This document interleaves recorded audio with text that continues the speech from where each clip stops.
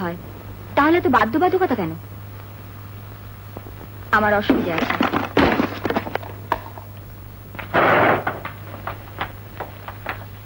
অসভ্য মেয়ে কোথাকার! কি করছেন আপনি? এখানে বসো বাবা। কিচ্ছু হয়নি, কিচ্ছু হয়নি। পৃথিবীটা ভেঙে গেল।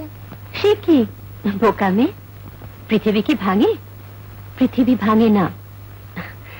নাও এ বইটা নাও, বসে বসে ছবি দেখো, ঠিক আছে?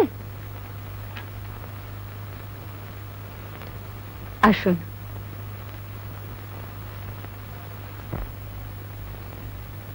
অসুবিধা আছে বুঝলাম, কিন্তু আমাদেরও তো কিছু নিয়ম আছে।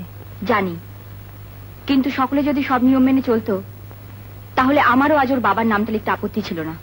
আপনাদের বাধা ধরার নিয়মে ওর কোনো পরিচয় নেই। মানে? আমার পরিচয় ওর পরিচয়। আমি চাই সেই পরিচয় নিয়ে ও মাথা উঁচু করে বেঁচে থাক, অনেক অনেক বড় হোক। ওর বাবা নেই, কোনোদিন ছিলও না। কি বলছেন আপনি? ঠিকই বলছি। ছিলেন না, পৃথিবী ভাঙে না। কিন্তু আমার পৃথিবী ভেঙেছিল। ভালোবাসার ছলনায় যে বিশ্বাসঘাতক ওর পিতৃত্বের দাবিটুকু পর্যন্ত অস্বীকার করেছিল, তার নাম আমার কলমের মুখে আসবে? বলুন, আপনি বলুন। আমি ওকে মিশনে দিতে পারতাম, কিন্তু কেন দেব? সে তো স্বার্থপরতা, নিজের আত্মরক্ষার জন্য আরো অনেক বড় পাপ। ওর জন্মের সঙ্গে তো আমার কোনো পাপ জড়িয়ে নেই, তবে কেন ওকে আমি ত্যাগ করব? বলুন, কেন ত্যাগ করব? আজ সবাই আমাকে ত্যাগ করেছে, করুক। আমি তা নিঃশব্দে মেনে নিয়েছি, তবু আমি আমার সন্তানকে ত্যাগ করতে পারবো না, কিছুতেই না, কিছুতেই না।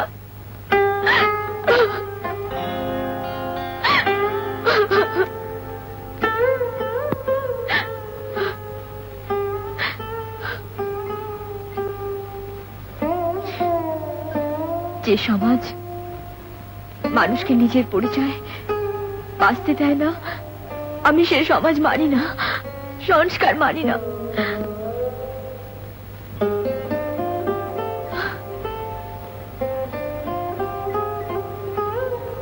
এই ব্যথা আপনি বুঝবেন না, তবু আমাকে একটু এগিয়ে যেতে দিতে পারেন না?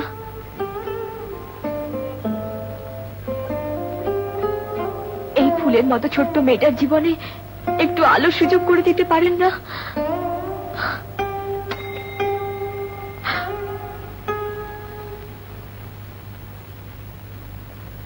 এটা অধীর বাবুর কাছে নিয়ে যাও, বলো মেয়েটিকে ভর্তি করে নিতে। আপনি ওর সঙ্গে যান।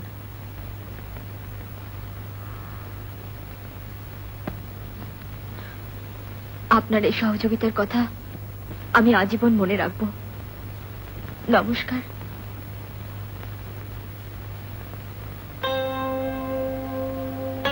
ওর জন্মের সঙ্গে তো আমার কোনো পাপ জড়িয়ে নেই, তবে কেন আমি ওকে ত্যাগ করব?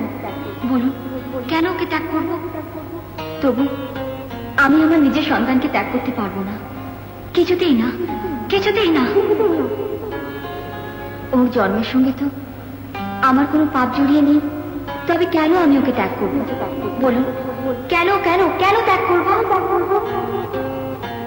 তবু আমি আমার সন্তানকে ত্যাগ করতে পারবো না, কিছুতেই না, কিছুতেই না। তবু আমি আমার সন্তানকে ত্যাগ করতে পারবো না।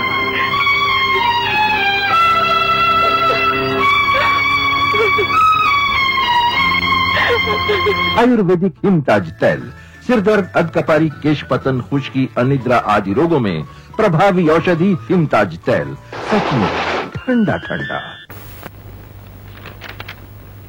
যদি কোনোদিন সম্মানের সঙ্গে তাকে গ্রহণ করতে পারো, সেই দিন এসো।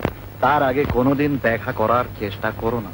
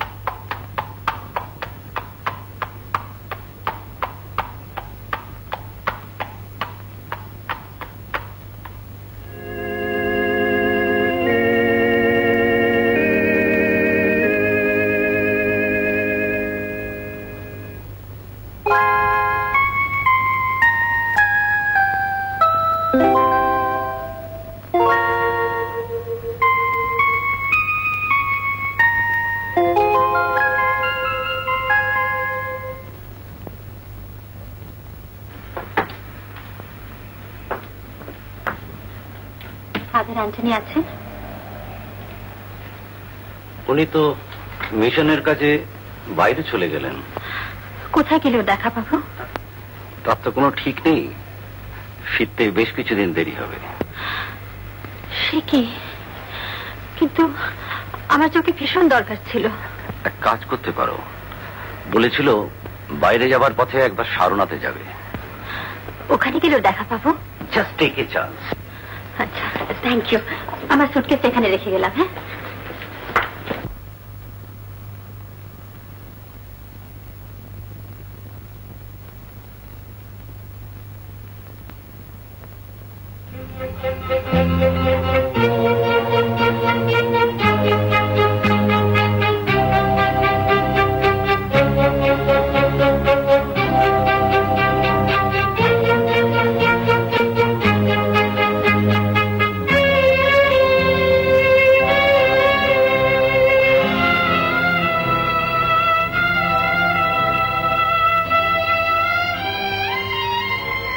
Guide madam.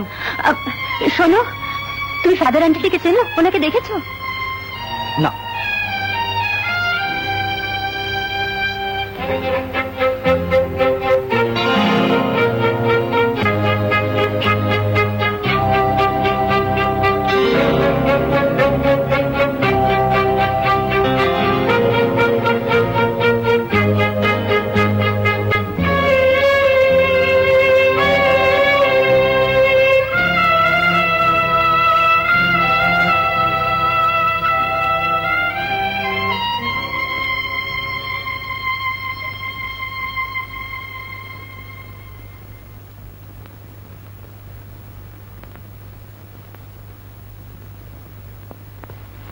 ঠাকুর, অ্যান্টনিকে কোথাও, ওকে না পেলে তাকে আমি চিনব কি করে?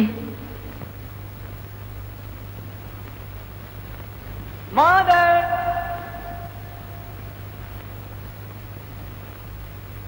Mother, mother, mother.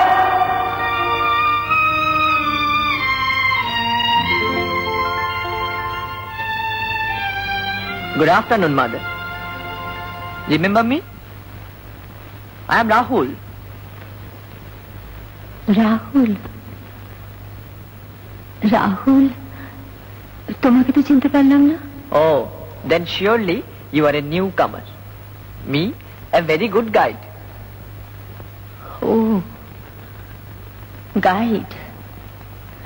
কিন্তু বাবা, আমার তো গাইডের দরকার নেই।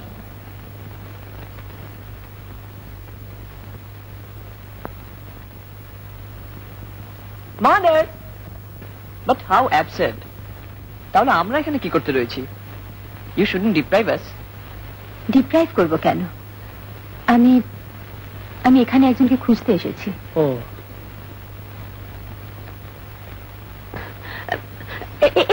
একটু শোনো,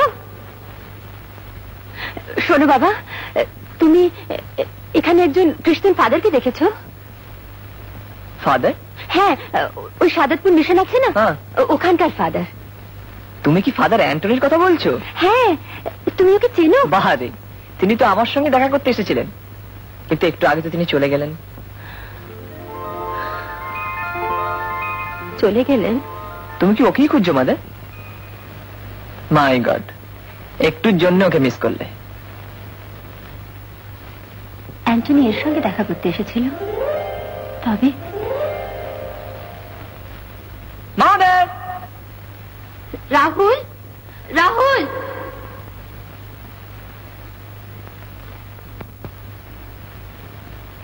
এক্ষুনি বলছিলে না তুমি একজন ভালো গাইড, হ্যাঁ, আমাকে দেখাবে না?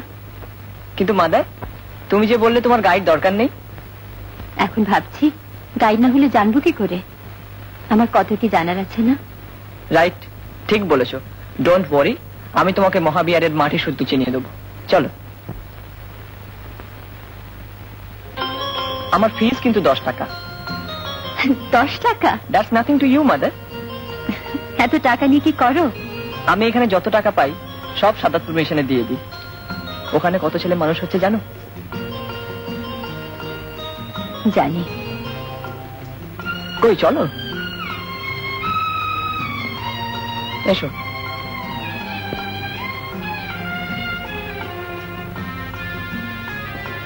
কম করে 800 বছর ধরে এখানকার সব কিছু মাটির তলায় ছিল। তখন একটি মাত্র বিশাল ভাঙা স্তূপ ছাড়া আর কিছুই ছিল না। I mean in the year 1794 রাজার দেওয়ান জগৎ সিং বেনারসে বাজার বসাবে, তাই ইট সংগ্রহের জন্য তখনকার সেই স্তূপ ভাঙার কালে। কি মাদার, তুমি কিছুই শুনছো না? না কই বলো। সেই স্তূপ আর সেই স্তম্ভ ভাঙার সময় ভেতর থেকে দুটো মার্বেল পাথরের মূর্তি পাওয়া গেল। রাহুল, তুমি তুমি প্রায় সাদাতপুর মিশনে যাও? বাহারে, আমি তো সাদাতপুর মিশনেই মানুষ, সেখানেই থাকি। সে কি, সেই মিশনে ছোটবেলা থেকে? হ্যাঁ। কেন কেন থাকতে মিশনে? ছেলেবেলায় বোধহয় খুব দুষ্টু ছিলাম, তাই হয়তো আমাকে মিশনে দিয়ে দিয়েছিল। আর তোমার বাবা, তোমার মা, ওরা? ওদের কথা আমি জানি না, আর জানো দরকারই বাকি। আমার তো সবাই আছে। এই তো সামনে তুমি আছো, ইউ আর মাই মাদার। এসো।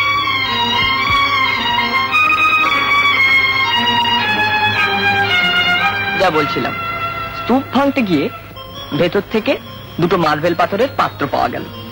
একটাতে বুদ্ধদেবের অস্থি আর অন্যটাতে কিছু সোনার পাতা, মুক্ত, এইসব।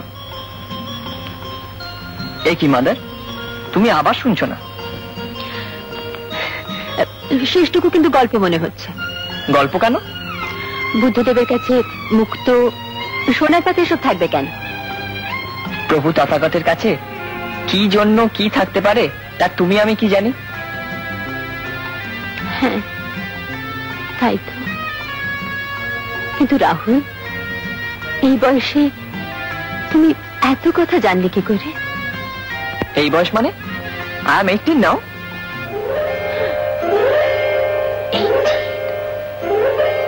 18 বছর। আমি কি নিজে থেকে এইসব শিখেছি? একজন আছেন যিনি যিশুকে আর আমাকে সব থেকে বেশি ভালোবাসেন, আমাকে অনেক কিছু শিখিয়েছেন। That great father Antony, he helped me a lot. তোমার সাথে তো দেখা হলো না, দেখতে how nice he is. He taught me to love people. He taught me every. Feeling bad? হ্যাঁ বাবা, একটু ক্লান্ত লাগছে। Need any help?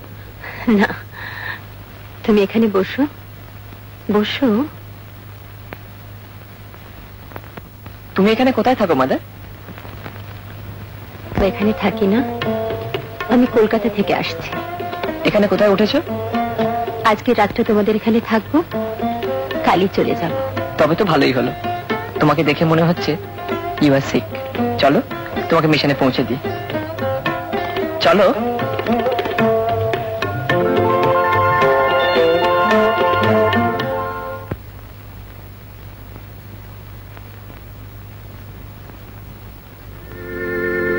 আমি মৃত্যুর রজ্জুতে পরিবেষ্টিত ছিলাম, পাষণ্ডতার বন্যাতে আশঙ্কিত ছিলাম। আমি পাতালে রজ্জুতে বেষ্টিত ছিলাম, মৃত্যুর পাশে জড়িত ছিলাম।